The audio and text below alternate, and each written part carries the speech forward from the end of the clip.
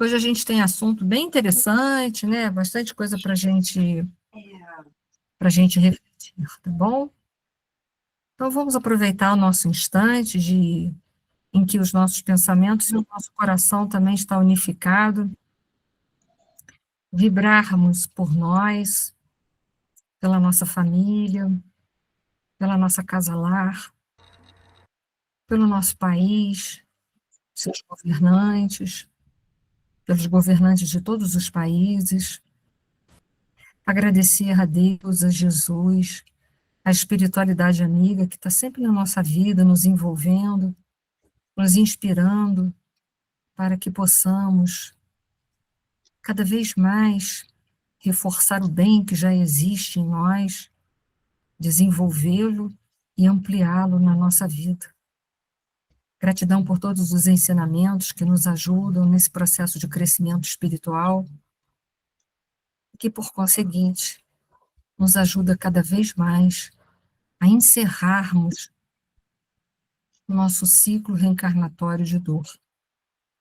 Gratidão por tudo e que essa paz, esse amor que já sentimos, possa ser conservado dentro de nós, hoje e sempre. Muito obrigada. Graças a Deus. Boa noite a todos, boa noite, Elisa.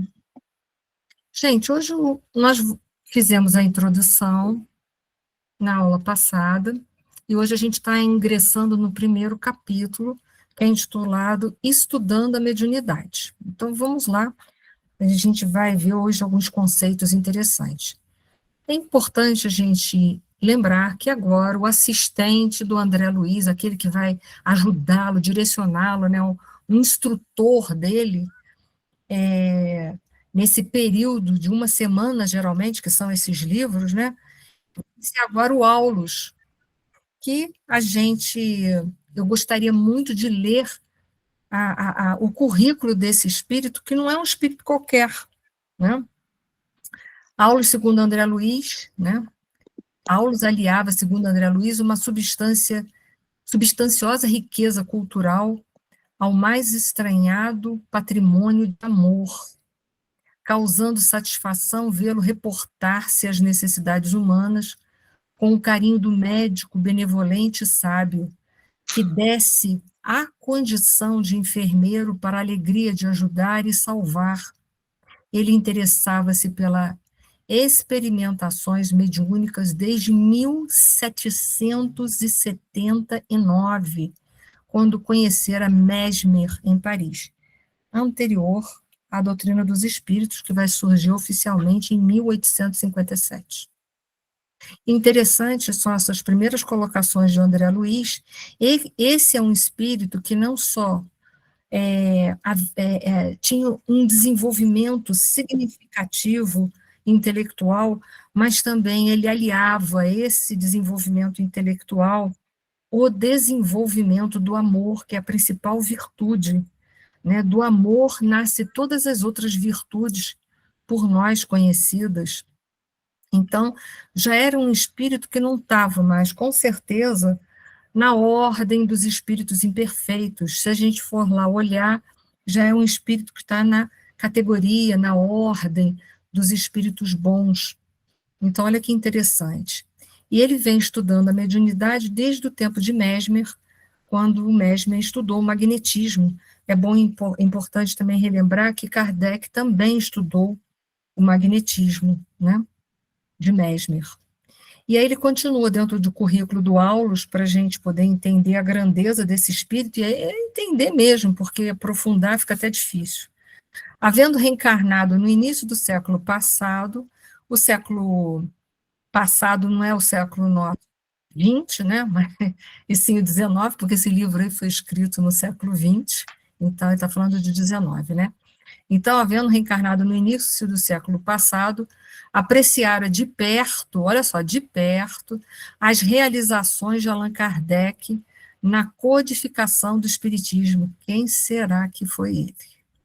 E privara com Carragné, não sei se é assim que se lê exatamente, Balzac, Théophile Bourdieu, Victor Hugo, ó, interessante, acabando seus dias na França, depois de vários decênios consagrados à mediunidade e ao magnetismo, nos moldes científicos da Europa. No mundo espiritual, prosseguiu no mesmo rumo, observando e trabalhando em seu apostolado educativo. Então, não é um espírito qualquer, é um espírito com uma bagagem riquíssima. E o André Luiz vai passar uma semana com ele para ter um curso aí, né, básico de espiritismo. Olha só, né? Então, vamos lá, vamos seguir, depois dessa bagagem grande desse espírito. Então, como a gente viu, é um curso básico de ciências mediúnicas, é um curso básico. E, em cima disso, vai ser o cerne dessa obra, vai girar em cima desse curso básico.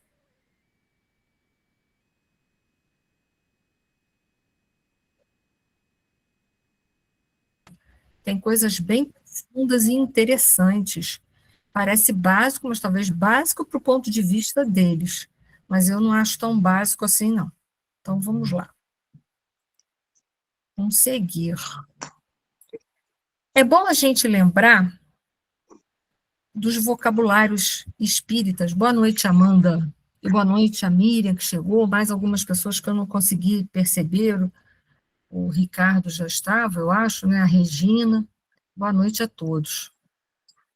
No final do livro dos médiuns, no capítulo de número 31, existe um vocábulo espírita, porque quando Allan Kardec codificou a doutrina dos espíritos, ele criou algumas palavras, ou neologismos, e médium é um deles. Médium, né, significa médium, meio intermediário, pessoa que serve, né, pode servir, pessoa que pode servir de intermediário entre os espíritos e os homens. Então, ele vai fazer a ponte, ele vai ser o intermediário, ele vai ligar a dimensão material e espiritual. Então, isso é um vocábulo nosso, assim como espírita e espiritismo também. É um neologismo. Então, a gente vai ver outras religiões se apropriando da palavra espírita, mas espírita é quem vai, quem estuda, quem acredita, quem segue a doutrina dos espíritos. Isso é espírita. A gente não está sendo preconceituoso, não é que eu estou querendo separar e dizer o que é melhor, o que é pior, nada disso, não tem o que é melhor e o que é pior. Né? Cada um segue a corrente filosófico-religiosa que mais atender às suas necessidades. E é isso que a gente tem que entender. Atendendo e nos tornando uma pessoa melhor, essa é a melhor religião do mundo, não importa qual nome a gente vai dar a ela, ou de qual corrente ela seja, né? Mas esse é um neologismo, médium. Então, o médium é aquele que pode ser de instrumento entre o plano material e espiritual, tá bom? Isso é um vocabulário espírita. E a gente tem que entender que onde que estava André Luiz e o Aulus, né?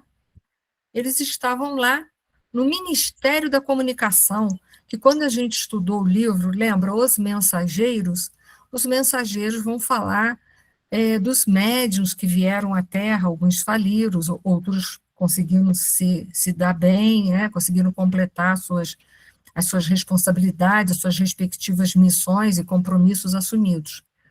E todos eles são preparados no número 3, nesse ministério aqui, ó, da comunicação, que é o número 3, tá bom? Então, os médios são preparados lá, e de lá eles vão reencarnar. E é lá que está André Luiz com Clarence, e o Aulus vai ser, então, o instrutor dele, desse uma semana que deu esse livro. Uma semana dá um livro, eu fico pensando um ano, dá uma enciclopédia, né? Deve ser, porque uma semana dá livro, né?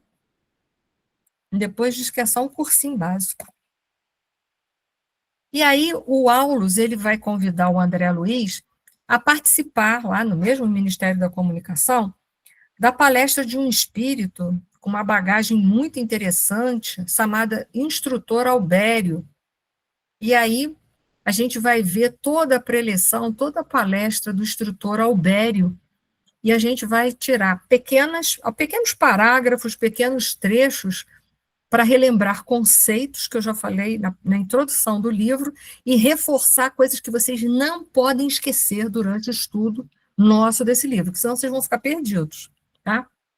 Uma das primeiras coisas que vai dar essa instrução do Albério, do instrutor Albério, É onde se situa a base de todos os fenômenos mediúnicos, ele vai falar isso. E a gente viu que a base dos fenômenos mediúnicos está na mente, na mente. E que para nós espíritas, a mente não está localizado no nosso cérebro. O cérebro é só um instrumento, tá bom? Então, são conceitos diferentes. Se a gente pegar um cientista, um materialista, um neurocientista, ele vai falar que é um produto, né, das secreções hormonais que são produzidas, secreções físico-químicas do cérebro, que a mente é o produto disso daí. Mas não é nada disso. Para a gente, a mente não está no cérebro. Também falei para vocês que existem alguns pensadores sistêmicos, ou seja, alguns cientistas que são da corrente sistêmicas, que saíram daqueles pensamentos ortodoxos da nossa ciência comum. Eles têm alguns pensadores, principalmente físicos quânticos ou pensadores quânticos, que já que fala também da mente não localizada, mas ainda assim a gente não está falando a mesma língua, nem em relação a eles, tá bom? Mesmo assim. Então, vamos lá. Vamos seguir para a gente ir enriquecendo os nossos conhecimentos. Eu trouxe aqui nesse quadro as dimensões vibratórias, dimensões espirituais e materiais que envolvem as dimensões energéticas que vão envolver o espírito, segundo cada corrente de pensamentos, né, de alguns estudiosos. Então, trouxe num primeiro quadro aqui o Jorge André, que eu já falei em algumas outras obras atrás, mas hoje eu vou me deter aqui ao André Luiz, principalmente.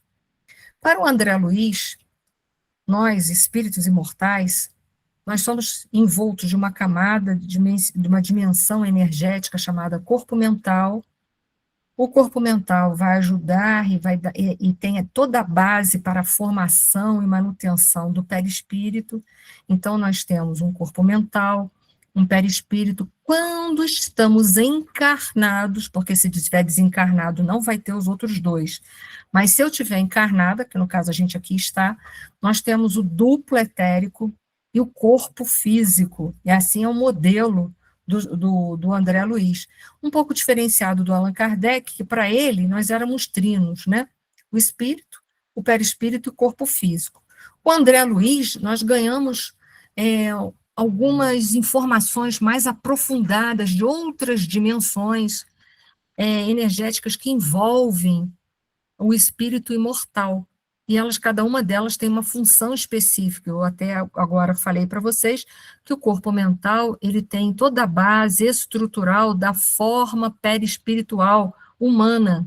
Tanto que no livro Libertação, eu citei, relembrei a quem aqui já estudou comigo o livro Libertação, quando no livro Libertação é citado sobre os ovoides são espíritos por causa de uma monoideia, né, um processo de monoideia, eles perdem a forma humana do perispírito, ficam com aquela forma de ovo. Mas como eles têm o campo mental íntegro, lá está toda a base da forma do perispírito, e eles podem, através, né, de processos expiatórios, bem dito, né, eles podem ir novamente reestruturando o seu perispírito posteriormente. Isso foi só uma lembrança. Então, o corpo mental vai dar a base do perispírito. E o perispírito é a base, é a forma de quem? Do corpo físico. Ok? Podemos lembrar uma outra situação do corpo mental. Lembra quando o André Luiz estava lá em Nosso Lar? Que ele ainda está, né? Mas quando ele chegou em Nosso Lar, e logo ele começa a trabalhar nas câmaras de retificação. Lembra que ele fica intensamente trabalhando nas câmaras de retificação? E a Narcisa diz para ele que ele precisa descansar. É preciso que ele descanse, né? Porque é uma colônia que está próxima da Terra e existe um nível de desgaste e de cansaço. Ele vai descansar num pavilhão lá determinado, ele deita para dormir e ele sai, naquele período, ele sai do corpo, vai visitar a mãe dele que está numa esfera superior, num lugar superior ao nosso lar. E ele vai com o quê? Ele vai com o corpo mental, porque ele já estava no nosso lar com o perispírito. Se ele sai e vai, ele sai com quem? Ele sai com o corpo mental. Né? Que interessante, né? Quantas coisas que a gente não sabe. Então, vamos lá. E é na mente, então, que não a mente vai externar a vontade do espírito através da formação dos pensamentos. Olha que interessante. Vai formar os pensamentos. E nós sabemos que pensamento, está lá no livro A Gênese, no capítulo 14 de Allan Kardec, pensamento tem forma, tem peso específico, tem cor, tem tudo isso. Porque pensamento é matéria. Então, o subproduto da mente são os pensamentos. E é através da mente que vão ser externados a vontade do espírito. Ok? Foi só uma revisão, viu? Revisão. Revisão de aula dada em outros livros. Então, vamos lá. Lá está a palestra do Albério. Nós vamos tirar uns pequenos trechos. Olha que interessante essas colocações aqui do Albério. Ele fala assim: da superestrutura dos astros à infraestrutura subatômica, ou seja, o que ele está falando assim? Do macro e do microcosmos, né? Tudo estar mergulhados na substância viva da mente de Deus, ou seja, todos nós estamos mergulhados dentro de Deus, como os peixes e as plantas da água estão contidos no oceano imenso. Olha que interessante, nós estamos dentro da mente humana, da mente divina. E nós temos que estar em Deus, porque se nós estivéssemos fora de Deus, quem tinha criado fora? Eu faço essa pergunta para vocês. Nós só podemos estar dentro de Deus, porque fora de Deus, né?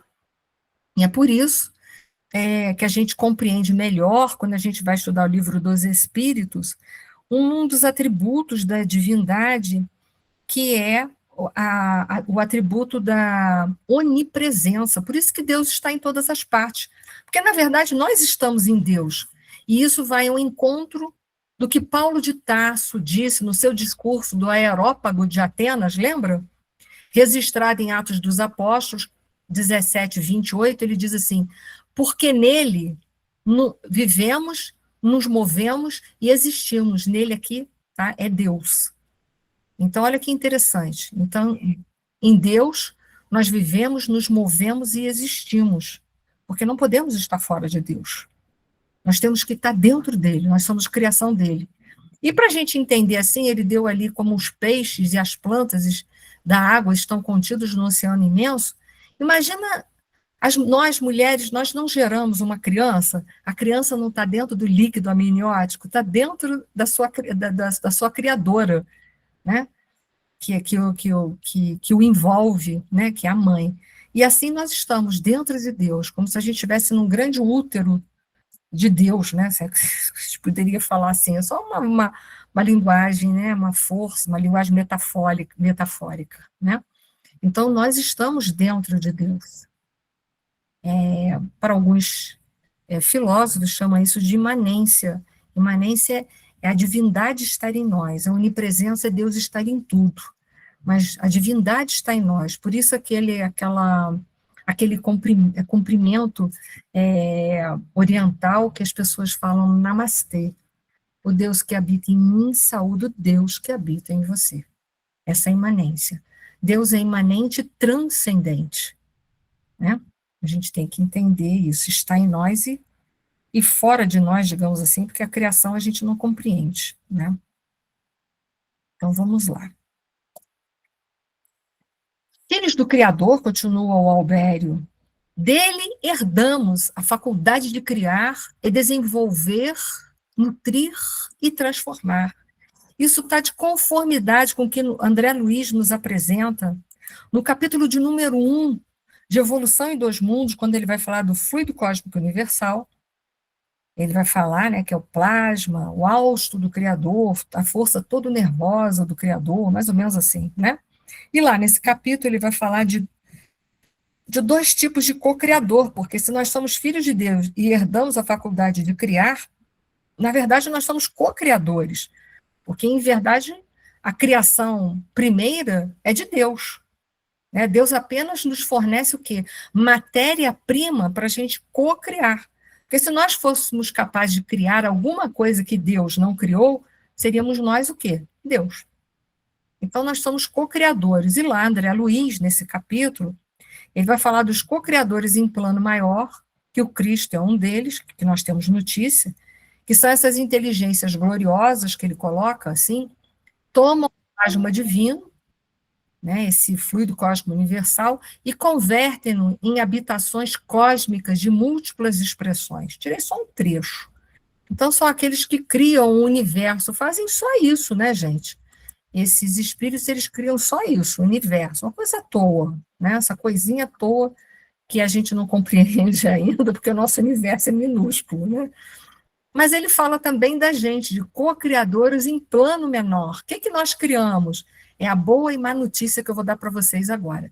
Assimilando os corpúsculos da matéria com a energia espiritual que lhes é própria, formando assim o veículo físio-psicossomático, nosso perispírito. Dentro das mesmas bases, plasmam também os lugares entenebrecidos pela purgação infernal. Que lugares são esses? São os umbrais. Essa é a nossa criação. Mas veja, se a gente teve uma notícia ruim, que a gente cria os umbrais, mas nós temos todo o potencial de criar o quê? O universo. Não é uma notícia boa? Eu dei uma notícia ruim, mas em contrapartida eu dei uma notícia boa. Então, nós somos co-criadores, chamados de co-criadores em plano menor. Então, nós criamos a nossa realidade. Isso é muito importante dizer, que com a doutrina dos espíritos, nós ganhamos uma liberdade de consciência porque os horizontes se abrem, porém as nossas responsabilidades dobraram, porque nós somos herdeiros de nós mesmos. Então, tudo o que de ruim está nos acontecendo, da onde que originou esse ruim? Do nosso comportamento.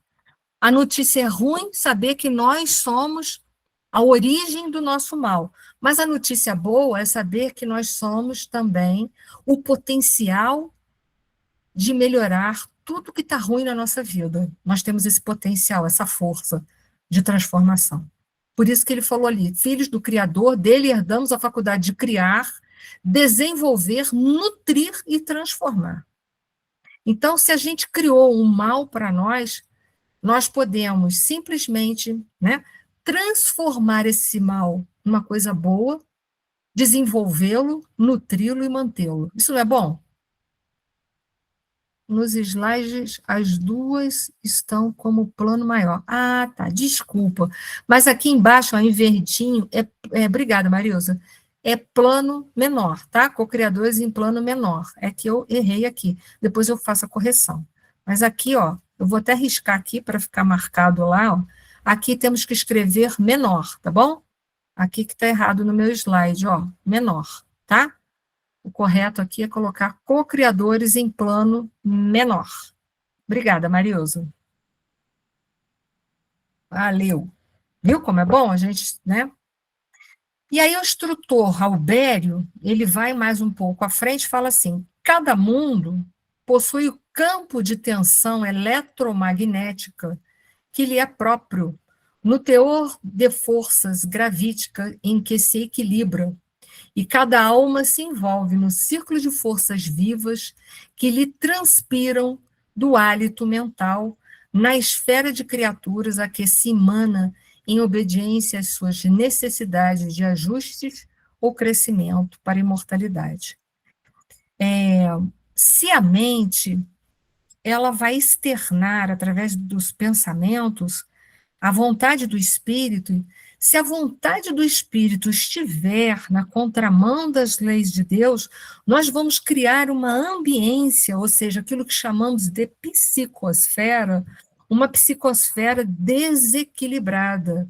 E com isso, habitaremos em sítios, em dimensões, ou atrairemos pessoas e espíritos com a mesma vibração desequilibrada com que nós pensamos. Por quê? Conforme está lá no livro dos Espíritos, isso é, no livro A Gênese, isso é um fato, capítulo 14, que eu já citei para vocês, no item 17, nós vamos ver que o fluido cósmico original, o fluido cósmico universal, em sua origem, ele é neutra, nós damos a ele qualidades positivas ou cargas positivas ou negativas. Então, ao pensarmos, né, ao externarmos a nossa vontade, a nossa mente vai exalar, né, o que ele chama de hálito mental, um plasma mental, que vai simplesmente dar a esse fluido cósmico universal uma característica positiva ou negativa. Isso é dureza, a gente saber isso, né? E lembre-se, se a mente plasmar algo negativo, para onde que ela vai jogar? Qual é a dimensão seguinte depois do campo mental? É o perispírito, não é isso que a gente viu lá naquele diagrama anterior? Todo mundo está lembrado? Ou quer que eu volte os slides? Alguém quer que eu volte os slides? Não? Então tá bom. Então vamos seguir. Se alguém precisar, fala. Nós jogamos isso para o nosso perispírito. O perispírito é um molde do corpo físico? Imagina se eu ficar jogando continuamente um comportamento, que é um pensamento externado, né? Porque um comportamento é um hábito que eu vou adquirindo, né? Um hábito negativo, negativo, negativo. Eu jogo isso para o perispírito vai jogar para o corpo. O que vai acontecer comigo? Eu vou ficar doente. Adoecer. Vou adoecer e vou sofrer também, vou ficar passível de sofrimento, ou eu vou ficar vulnerável a obsessões também, tá bom? Porque assim como a mediunidade, a base da mediunidade é a mente, a base do processo obsessivo é a mente, porque tem que ter uma afinidade mental. É uma afinidade moral, mas tudo parte da mente. Então, para ver, as nossas responsabilidades, elas só crescem, mas também a nossa libertação cresce junto, porque eu saber que eu posso me curar, eu saber que eu tenho autonomia para me desligar disso, não é muito bom? É ótimo. Saber que não depende da vontade de ninguém, depende da minha. E aí o Albério continua. Nossa mente é desarte, um núcleo de forças inteligentes, gerando plasma sutil, porque quando eu externo isso, a mente é matéria quintessenciada, que a gente viu na outra aula, mas esse plasma sutil vai dar a essa matéria uma polaridade positiva ou negativa, gerando então plasma sutil, que, a exteriorizar-se incessantemente de nós, oferece recursos de objetividade às figuras de nossa imaginação, sob o comando dos nossos próprios desígnios, nós, espíritos, né? A ideia de um ser organizado por nosso espírito, a que o pensamento dá forma e a qual a vontade imprime movimento em direção. Então, olha só, o pensamento vai dar forma, porque ele vai dar polarização do fluido cósmico universal, ele vai dar forma, vai dar vibração, vai dar coloração, vai dar tudo isso. E a vontade vai imprimir uma direção, um movimento. Olha só. Pensamento e vontade é aquilo que manipula o estado quintessenciado do fluido cósmico universal. Porque o fluido cósmico universal, ele se apresenta para nós de uma forma didática, tá? Em matéria ponderável, que é essa que nós vivemos nesse mundo aqui, que é composto pela nossa tabela periódica, e a parte imponderável, que é aquela que vai formar o nosso perispírito, mas vai formar também todas as dimensões espirituais que estão ao nosso redor, os umbrais, as colônias espirituais, etc, etc e tal. Não é isso? Então, o fluido cósmico universal, ele pode ser modificado pelo nosso pensamento e a nossa vontade. Nós responderemos por essa manipulação dos fluidos, ou poderemos ganhar karma negativo se agirmos de uma forma negativa? Por isso que nos foi falado, sim, a resposta é sim. Por isso que nos foi falado que nós podemos errar ou pecar, que a palavra pecar é uma coisa pesada, né? Mas a palavra pecado significa errar o alvo, né? Nós podemos pecar ou errar por pensamentos, palavras e obras, pelos 3 momentos. Porque nesses 3 momentos nós criamos. o pensamento é a vontade externada, a palavra é articulada e as obras é materializada. Olha só que coisa horrível, né? Mas o bom é quando a gente fica só no pensamento, aí não chegou a falar, já é um caminho, né? Não chegou a falar e não chegou, né, a materializar, já é menos mal. Mas entenda, de qualquer forma, nós respondemos. Porque estamos mergulhados em Deus. Nós não fugimos à lei. Nós podemos, por um tempo, tentar burlar, mas não fugimos. Boa noite a todos, obrigado a você, Loriana. Podemos seguir? Por que será que estamos falando sobre isso? Será que nós estamos falando de mediunidade? Alguém faz ideia? Esse assunto tem a ver com mediunidade? Tem, porque são os espíritos que nós vamos atrair, são os espíritos que nós vamos direcionar, né? São os espíritos que nós teremos que fazer ligação e ajudar. Alguém quer falar alguma coisa ou não? Aí eu peço a vocês que desliguem o seu microfone se não forem falar, tá? Sintonia e vibração. É uma pergunta ou é uma resposta? Não, é uma resposta. Você perguntou por que a gente está estudando sobre isso, né? Isso né? aí, sintonia e vibração. Isso aí, Amanda, isso daí. Porque nós vamos ter a possibilidade de sintonizar, né, de conformidade com aquilo que precisamos trabalhar. Mas já vou antecipar uma coisa. Uma pessoa, um médium que vamos supor, um médium de incorporação, que 90% da sua incorporação é de espíritos obsessores, é porque ele é pouco evoluído, sempre? Que pergunta difícil, hein? Acho que é, não. Eu acho que não. Acho que, na verdade, ele pode ter o potencial de poder ajudar mais, né? É isso aí. Ele tem uma faixa, né? De acordo com vamos dizer assim, a mediunidade tem as suas facetas, né? Quanto mais evoluída a gente é, maior faixa maior faixa vibratória a gente pode oferecer de atendimentos. Imagina um médium, um Chico Xavier super moralizado. Ele pode incorporar desde espíritos altamente, né, evoluídos, até espíritos um pouquíssimo tipo de evolução. Olha quanta coisa que ele abrange. Porque quem está em cima pode descer, agora quem está embaixo pode subir? Só se evoluir, senão não. Né? Então, olha a gama que ele tem a capacidade de atender. Eu estou falando isso porque eu já vi gente cruel falando, fulano só recebe espírito obsessor, porque olha só, é a vibração dele. Eu já vi essa discaridade dentro do movimento espírita, tá? Muito pelo contrário, às vezes ele recebe os piores espíritos, porque em alguns momentos a pessoa, é o médium mais preparado para tal tarefa. Mas Cuidado com essas um coisas. anjo de desobsessão para isso, né? Na Você só desobsessão. recebe os obsessores, direto à reunião, só disso. Na reunião de desobsessão é paulada e cacetada, gente. Entendeu? Uma atrás da outra. Não é melzinho na chupeta, não, viu? Não é não. Aí vai dizer que esses médios são tudo desmoralizados? Claro que não, né? Ele pode até estar desequilibrado, pode acontecer, mas não é por isso daí, não é por isso daí. É só para chamar a atenção, cuidado com esse negócio na doutrina dos espíritos, de tudo e nada, os extremos são perigosíssimos, tá? Sai, botar vocês para pensar, tá? E assim, a gente tem que pensar muito, né, quando trabalha na mediunidade, no que a gente pode fazer para ajudar, né? Na caridade, né? Tem que estar sempre ligado nisso, né? Então, se você quer ajudar, e se você quer ajudar ao irmão sofredor, né, que a gente não chama de obsessor, né? É um irmão sofredor igual a gente, que nós também já fomos, já tivemos lá do outro lado, né? A gente vai e vem, né?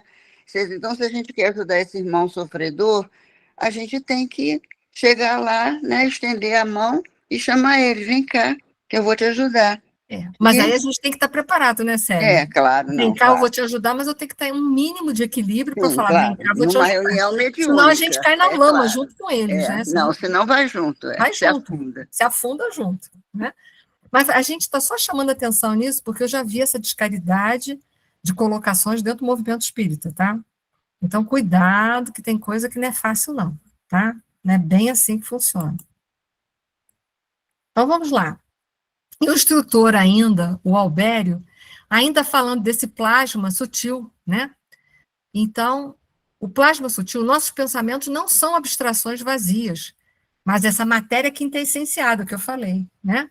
Ao pensarmos, emitimos uma energia que molda o ambiente ao nosso redor. E a gente pode moldar de uma forma positiva ou negativa. Quando a gente pensa numa colônia espiritual tão linda como é o nosso lar, a gente fica pensando, né? Ela é mantida pelos 72 ministros que lá estão e pelo mínimo das vibrações dos seus moradores. Por isso que para entrar em nosso lar, você tem que ter o mínimo de currículo possível. Se você for perturbado mesmo, muito perturbado, você não tem condições. Senão você desmantelaria toda a construção de nosso lar. E ainda, falando da mente, né, recursos de objetividade. O que antes era apenas uma ideia interna, né, nossa, estava lá, passa a ter uma existência quase tangível no campo vibratório, criando formas de pensamento. Então, cuidado com aquilo que a gente acha que está pensando, que não está influenciando em nada, mas não só está criando a nossa realidade, que é a nossa psicosfera, mas também está atraindo os espíritos que estão ao nosso redor, né? Pode falar, Ana. Quando fala ali molda o ambiente ao nosso redor, seria o ambiente espiritual? O ambiente espiritual é a nossa psicosfera. Você já viu que tem gente que quando a gente se aproxima, nossa senhora, é um horror a vibração? Todo mundo acho que já passou por isso, né? Sim. A gente age, aí o brasileiro é muito engraçado, ele fala assim, ai gente, fulano de tal estava carregado, né? Assim que a gente fala. A carregada é a psicosfera dele, porque a gente molda a nossa ambiência ao redor, né? A nossa psicosfera, aquilo que está ao nosso redor. Então, não só a gente vai moldar a realidade espiritual ao nosso redor, mas com o campo vibratório que está ao nosso redor. É por isso que tem pessoas, às vezes, que quando se aproxima da gente, dá-lhe, né? A gente tem que estar bem firme. Acho que todo mundo aqui já passou por isso daí, né? Tem gente que fala que tem gente que tem uma vibração tão ruim que faz até planta morrer. É chamado no Brasil de seca-pimenteira. E fulano teve aqui em casa, mas que vibração ruim, as plantinhas até morreram. Né? Acho que isso tem muito na crendice, né, do povo, né, mas que tem muito a ver. Então, a gente não só ajuda a botar um tijolinho nos umbrais, como a gente também cria a nossa psicosfera. Então, imagina uma pessoa que vive em violência, ela está ajudando a manter a dimensão espiritual chamada umbral ruim, né, umbral grosso, médio, né, e também está criando uma psicosfera para ela. Mas, de alguma forma, o ambiente físico também pode mostrar isso, né? Pode, Ana, pode. Eu não me lembro agora qual é o livro exato do André Luiz que ele fala que uma casa em que ele entra, as pessoas são tão, assim, desequilibradas que ele entrou, ele via na parede, assim, umas coisas gosmentas saindo, eram as formas de pensamento das pessoas daquela casa. Era um ambiente tão desequilibrado que ficava as paredes todas gosmentas com aquela forma de pensamento. Quem entrava encarnado não via, mas os desencarnados que entravam via aquela psicosfera horrorosa que era jogada naquela casa. Sem contar que quando a gente cozinha, as mulheres ou os homens, que hoje todo mundo cozinha, né? Basicamente, a gente pode jogar isso para alimentação também. Olha que grave, né? Que grave, né? Isso somos nós. E aí continua o Albério, né?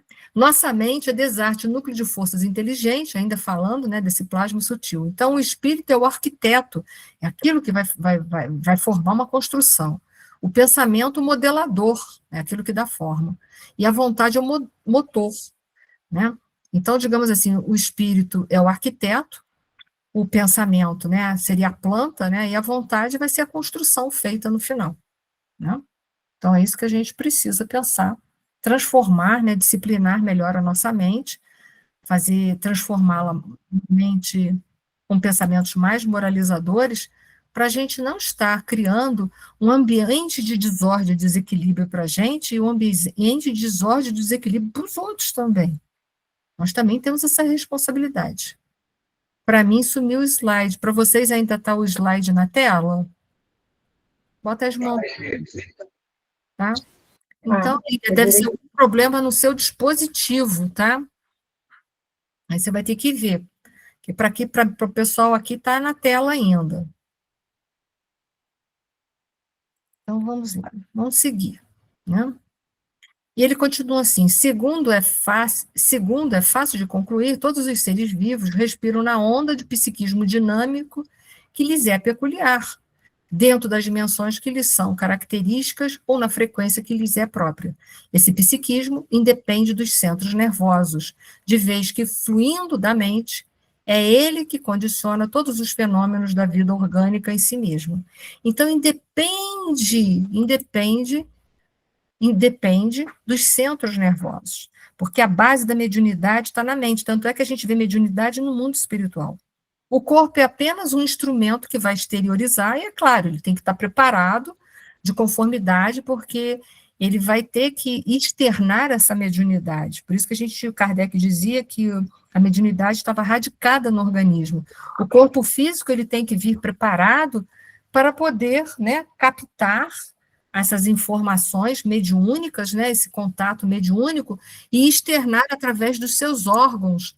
Mas entenda, o corpo físico é só instrumento. Pode falar, Rosana. Eu fiquei com a dúvida quando você fala, né, quando está escrito, dentro das dimensões que lhes são características ou na frequência que lhe é própria.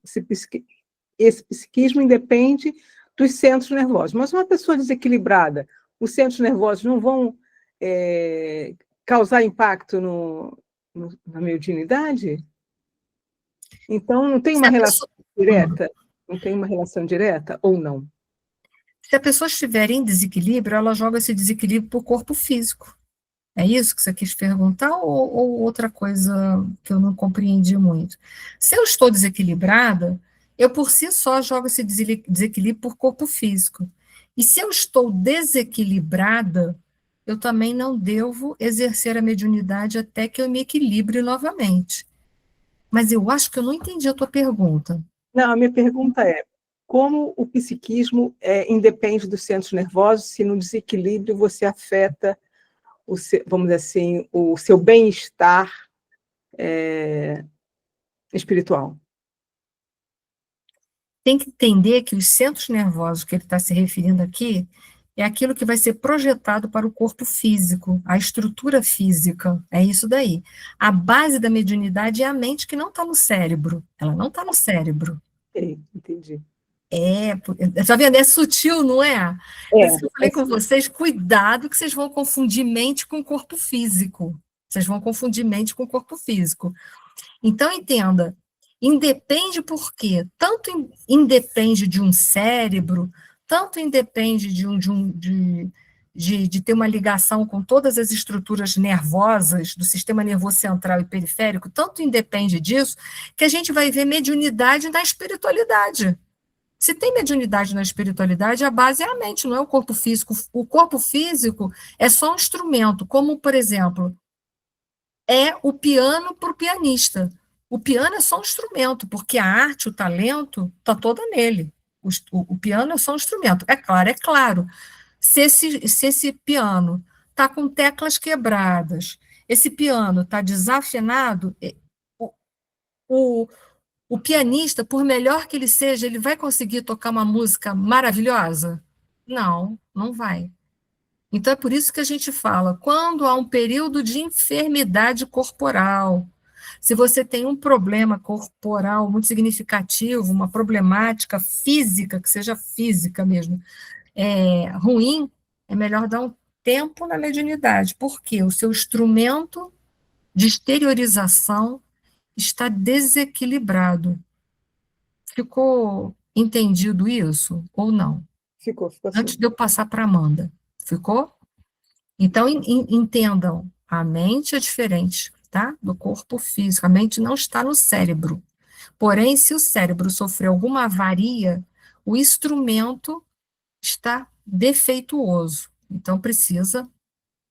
Inclusive, não pode dar passe, colocou Regina. Não deveria.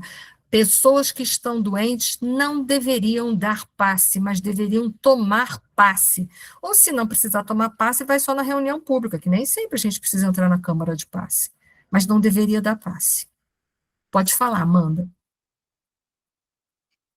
Minha dúvida é se em relação aos cristais da glândula pineal, né? Você falou que existe mediunidade no mundo espiritual, mas como é que fica uma parte que é física, fisiológica, né, do corpo, sendo Uhum. que o espírito está ali desencarnado, né?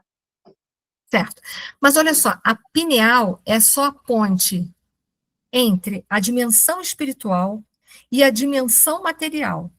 Por quê? Através do chakra coronário vai chegar a energia eletromagnética. Então é muito sutil, se você pensar em energia para matéria, é uma sutileza. Como vai influenciar um corpo que é de matéria, né?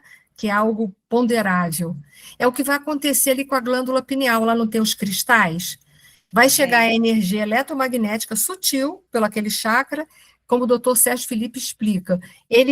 Aquela energia eletromagnética vai ricochetear nos cristais, e quando ele faz isso, aquele ricochete, aquela indução, né, eletromagnética, vai estimular a produção de determinadas substâncias que vão fazer sinapses para várias partes do cérebro. Mas eu vou ter uma aula que eu vou falar só sobre isso. Mas eu Entendi. quero Então, saber se obrigada. até aí foi. Foi? Foi sim, obrigada. Tá? Então tá. Deixa eu ver se eu dei tudo aqui. Acho que foi. Então vamos lá.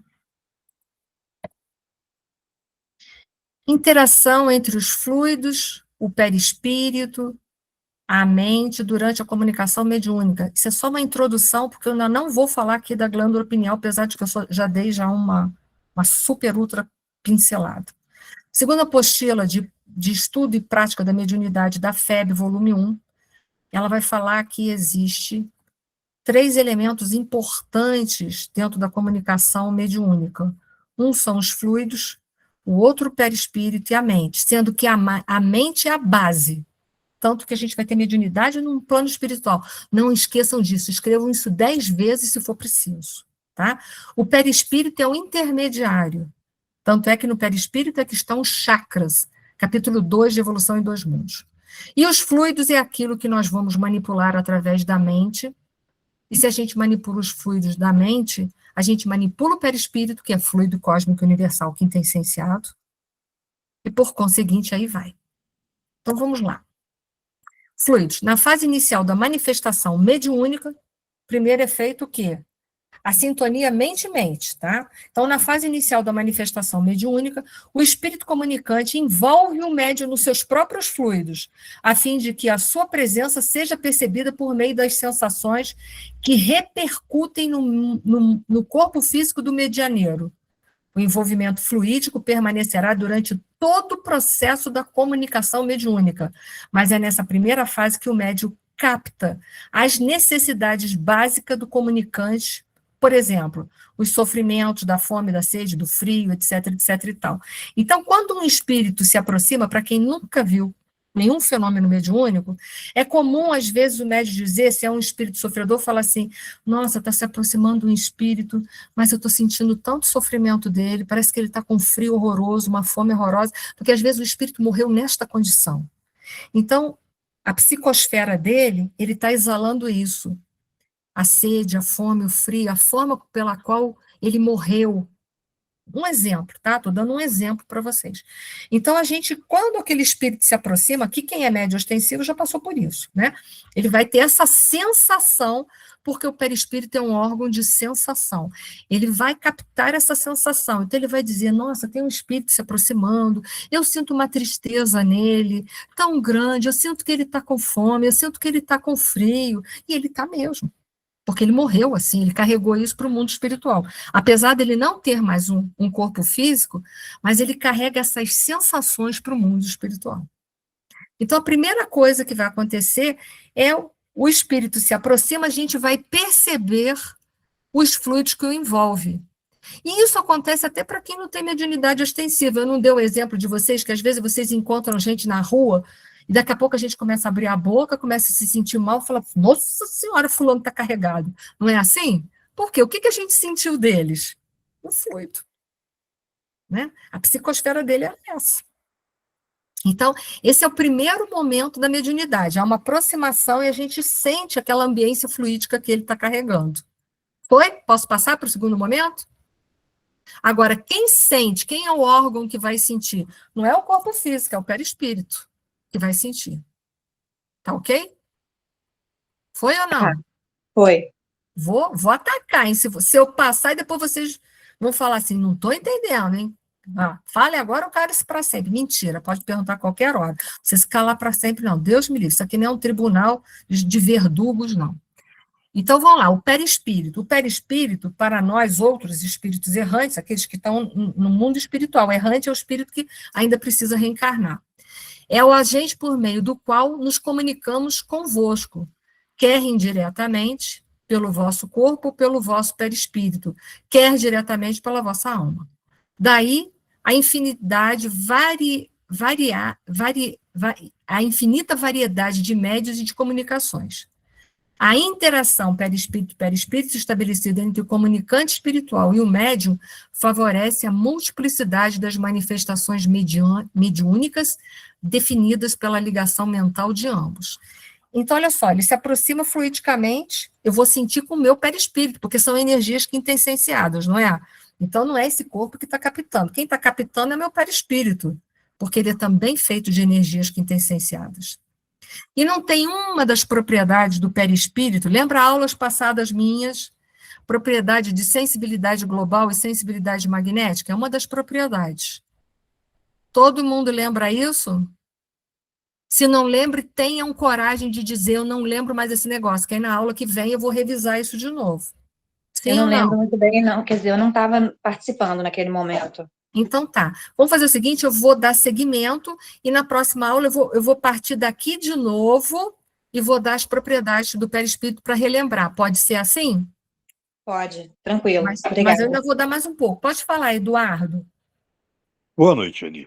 Olha, eu pediria a você, quando Boa noite. terminasse a aula, você Sim. me dá um esclarecimento de que surgiu agora com esse fato do bocejar, ok? Mas quando terminar, Ah, se eu souber, né, Eduardo? Se eu souber, eu te mas dou. eu tenho certeza que você vai saber. Então tá bom. No final a gente Ok? conversa então, tá bom. Ok, obrigado. Então, uma das propriedades, que o perispírito tem várias, é a sensibilidade global e a sensibilidade magnética. A sensibilidade global dele sentir, ter todas as sensações no perispírito como um todo. E a magnética de captar a ambiência dele. Mas o perispírito tem outra propriedade que é muito importante, é de expansibilidade. Então, quando a gente está lá, o médium está lá quietinho, ele vai começar o transe mediúnico, o perispírito dele, ele dá uma expansão, ele faz uma expansão. Quando ele sai um pouco, que ele se expande, ele sai um pouco desse contato mais, é como se fosse, né, alguma coisa assim que ele sai mesmo. Ele se desliga um pouco mais do corpo físico, não é que ele se desliga totalmente, que se desligar totalmente a gente morre, mas ele se afasta um pouco do corpo físico, e aí essas propriedades todas ganham uma dimensão muito mais forte. É como se naquele momento que ele se expande, o Wi-Fi dele liga em potencial máximo, e ele consegue captar tudo com muito mais clareza ao seu redor. E aí, isso ali é o outro momento do transe da mediunidade. Ele fica mais suscetível de captar o mundo espiritual. Pode falar, Ana. Quando diz ali pela vossa alma, a vossa alma é o espírito. É o espírito encarnado. Porque a alma é o espírito encarnado. O perispírito não manda essas informações para o próprio perispírito dele, recebe e manda para o corpo físico. É a alma que capta tudo. Onde que está a mente? Está na alma. É que no tempo de Kardec, ainda não se falava em campo mental. Mas a mente está no espírito, então de alma para alma, porque a mente está no espírito imortal, e não no corpo físico. Eu extraí não falar espírito, falar alma. Alma, porque, olha só, ele está falando dos médiuns. Alma significa o espírito encarnado. Espírito é quando a gente está desencarnado. Lembra? É uma questão de nomenclatura, de definições. Sim, entendi. Ele fala alma porque é alma do encarnado. É alma quando a gente está encarnado. E quando a gente está desencarnado, é espírito. É uma questão de definição, para saber se está encarnado ou desencarnado. Entendi. Tá? Uhum. Então, vai acontecer. Então, vamos mais um pouquinho à frente, aí depois eu só faço um resumão na próxima aula. Mente. Cada mente é uma fonte de emissão e de recepção, Porque a mente tanto emite, quanto a mente tem que receber também para passar para o espírito imortal. Então, é uma fonte de emissão e de recepção. Tanto a minha, que estou encarnado, quanto aquele que está desencarnado, é a mesma coisa, né? Então, cada mente é uma fonte de emissão e recepção de ondas mentais que se combinam por meio dos mecanismos da associação, que, por sua vez, depende da afinidade e sintonia, né? Porque aí lembra que eu falei para vocês, quanto mais evoluído a gente é, mais a gente pode mudar as nossas qualidades dos fluidos e fazer uma sintonia com vários tipos de espíritos, né? Depende da afinidade e sintonia, a fim de formar correntes mentais, que, é claro, vai unir uma mente, vai se ligar à outra, vai fazer uma corrente, vai fechar um circuito, que permite a atmosfera psíquica na qual estamos mergulhados, achando-se a mente na base de todas as manifestações mediúnicas, repete, quaisquer que sejam os característicos em que se expressem. É imprescindível enriquecer o pensamento, incorporando-lhe os tesouros morais e culturais. Então, entenda, qualquer tipo de mediunidade, ou de efeitos físicos, ou de efeitos inteligentes, é a mesma coisa. Não muda nada. Mediunidade de psicofonia, a base é a mente. Mediunidade de psicografia, a base é a mente. Mediunidade de efeitos físicos, a base é a mente. Ok? Sempre a mente. Tá bom? Isso ficou fácil, né? Eu acho que o problema era entender as propriedades do perispírito, né? Que eu acho que foi aí o problema. Deixa eu ver, está faltando 3 minutos. Então, eu vou parar aqui, melhor. Eu vou voltar para aquele ponto, vou dar na outra aula, eu vou rever as propriedades do perispírito e vou dar seguimento daqueles 2 slides para frente. Pode ser assim, gente? Para todo mundo? Pode. Por mim, pode. Então tá. Porque é melhor ficar esse início muito bem entendido, eu penso dessa forma. Porque depois a gente só segue, né? Não precisa voltar. Tá combinado assim? Então, beleza. Então, vamos parar aqui. Eu vou voltar 2 slides na outra aula, mas eu vou relembrar as propriedades do perispírito. Vou tentar ver se eu consigo fazer algum desenho esquemático. Eu vou pensar o que eu vou fazer. E para a gente entender bem esse intercâmbio e conseguir deixar isso bem argamassado na nossa mente, tá bom? Bem estruturado, bem sedimentado, tá bom? Então, gente, que a paz de Jesus, que é o nosso divino mestre, é o nosso modelo e guia, possa estar conosco, permear a nossa vida e permear a mediunidade também, porque a nossa mediunidade é com Jesus. Uma boa semana para todos, muita paz, muito amor. Beijo, gente. Boa noite. Oi, Eli. Boa noite.